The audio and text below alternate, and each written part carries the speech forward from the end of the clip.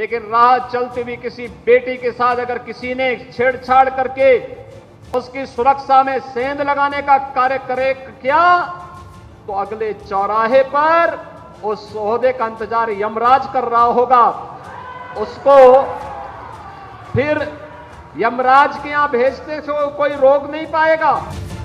सूबे के मुख्यमंत्री योगी आदित्यनाथ की यह बात सुनकर कलेजे में ठंडक मिल जाती है। लगता है कि यूपी में जिस रामराज की स्थापना के लिए लोगों ने वोट किया था वो सपना पूरा हो गया।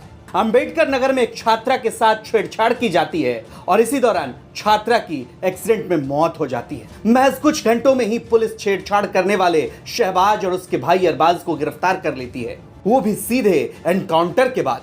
यहां पर यूपी पुलिस की तत्परता देखकर मन गदगद हो जाता है। इसलिए तो सूबे के मुख्यमंत्री खुद कहते हैं कि यूपी पुलिस बेहतरीन है। लेकिन दिन के उजाले में हुकूमत का अंधेरा देखना हो तो काला चश्मा लगाकर आ जाइए वाराणसी। आईआईटी बीएचयू की छात्राएं वाराणसी पुलिस की काहिली पर सवाल पूछ रही हैं। कह रही हैं कि आपकी पुलिस निकम्मी है, हिफाजत का आपका दावा फरेब है, वाहियात हैं आपके वादों के दावे। आप तो ये बता दीजिए कि आपकी पुलिस 60 दिनों तक कहां सोई थी महाराज? अगले चौराहे पर सोहदे का इंतजार करने वाले यमराज कहां छुट्टी पर चले गए थे? अरे आपकी पुलिस तो 60 दिन तक इस मामले में मुंह तक खोलने की हिम्मत नहीं कर पाई। एनकाउंटर तो दूर की बात है।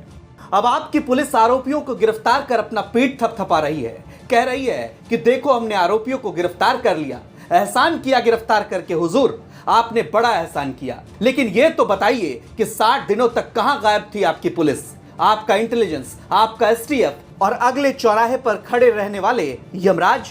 1 नवंबर की रात बीएचयू आईटी के कैंपस में एक छात्रा अपने साथी के साथ कुछ काम करने जा रही थी। तभी बीजेपी से जुड़े 3 लोग, कृणाल, सक्षम पटेल, अभिषेक चौहान उर्फ आनंद ने छात्रा को अलग अलग ले जाकर न केवल डराया धमकाया बल्कि बंदूक की नोक पर उसके कपड़े भी उतारे। छात्रा ने बताया कि यहां तक उसका यौन शोषण भी हुआ।